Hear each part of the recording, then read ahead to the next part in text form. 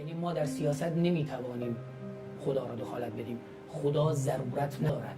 من یه سری امور واقعی دارم، به تو هم هیچ ارتباطی نه. اصلا تو ضروری نیستی. بحث ما با خدا اینه. ما نمیگیم خدا بده. اتفاقا من معتقد هستم که ما به خدا نیاز داریم، توی یه جایی تو هنر بهش نیاز داریم. خدا رو به گروگان گرفتن ادیان. مفهوم خدا یه مفهومیه که ما تو ادبیات بهش نیاز داریم، ما تو هنر بهش نیاز داریم. چه ایرادی داره؟ عشق میکنیم باش. من چقدر خودم تو کارهای خودم از خدا استفاده کردم. خدا رو چی میخوام به جاش بذارم؟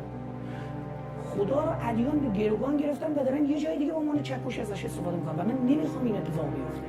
سردرگمی یا سرگرمی، کاری که ادیان داره باید میکنه، سرگرم خواهد بکنه. اولین چیزی اصلا میگه آقا سردرگم نباش. مگه جز اینه که ضد سردرگم